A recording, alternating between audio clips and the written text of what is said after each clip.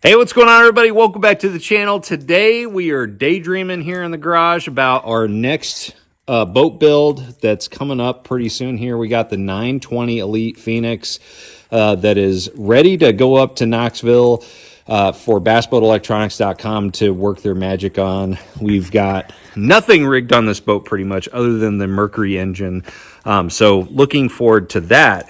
And today in the mail, we finally got one of the key components of this year's boat build, something that has been standard on my boats for 10, 12 years now. We got our power poles in. All right, so power pole blades, obviously, I've had 8-footers on all of my boats since, out of college. So very, very typical piece of equipment on my boat. Standard, I guess, is the better term for that. But this one is actually pretty exciting because at ICAST last year, they introduced the new one pump system. So the one dual anchor pump system. And that one pump, before you had a pump per power pole. But if you're running two power poles, it just didn't make sense to have two pumps. So I'm really excited that they redesigned this so that if you are running dual blades, you can run this one pump system. It's going to reduce the weight by 40%. It's going to, reduce the amount of space taken up by 50%. I think it's going to be quieter, but we're going to find that out on the water. And also they did things like, they ended up adding a bracket that has a quick release function. They ended up, redesigning the remotes, stuff like that, power pole stuff. So really excited about that. We also got the brackets and some of the switches. Show you some of the switches that we got. So these right here, the foot switch package, that is the deal. And so on this video, what I wanted to do is actually show you how I like to set up my power pole switches and remotes, because I think that is something that a lot of people just don't take that seriously. I see a lot of people just putting those switches in, just letting them float around. They don't even screw them onto the boat in specific areas. And some areas that it's just harder to get to, it's just not as intuitive. So I'm going to show you, because I put a lot of thought into this over the years, what exactly I do and where I put them. So let's go ahead. Got the 2023 boat here. And so I've got all my switches exactly where I like them. And so let's dive in. All right, so we just looked at the foot switches coming out of the box. These are awesome. These are the deal for when you're fishing on the bow here. And as you can see, the way that I like to set up these switches is one on either side of the trolling motor pedal. And a lot of people like to have them stacked, so one on top of the other on one side. I do not like that, because in the heat of the moment, a lot of times when I'm hitting the power pole, is like if I'm fishing shallow enough for the power poles to hit the bottom, and I want, or I hook into a fish, right? Really, in the heat of the moment, it's hard to differentiate between, one or the other. So I like knowing that there's only one, switch on either side. And for me, it's a big deal to have the down on the right-hand side and the up on the left-hand side. I really do suggest whichever, way you like it, you just keep doing that with each boat, unless you don't like it at all, and then you switch it. But find what you like, and then that will allow you to have some really good muscle memory to know exactly where that switch is.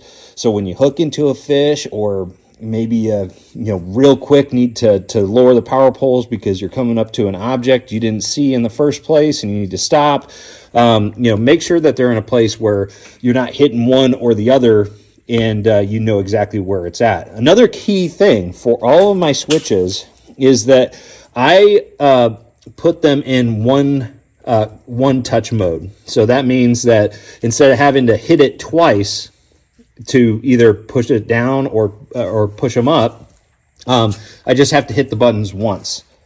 All right. So that to me is a big deal, because there's nothing more frustrating than thinking that you hit the button twice real fast, and for some reason, you know, the power poles just kind of go down a little bit because you only actually hit it once, you know. So that's how I like it on the bow. The console here, I think, is super important too. This is where I see a lot of people go wrong, or they just don't, it's kind of an afterthought. For me, this is very important. I want it right here.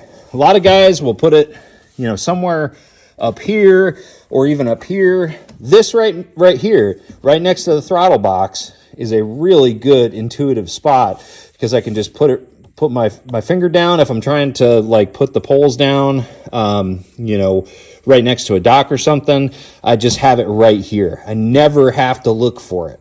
Okay, over here, you kind of have to look for it. Over here, you kind of have to look for it. If you got it rattling around down here, you got to find that darn thing. But right here, you know where it is. It's just a short little trip from the throttle.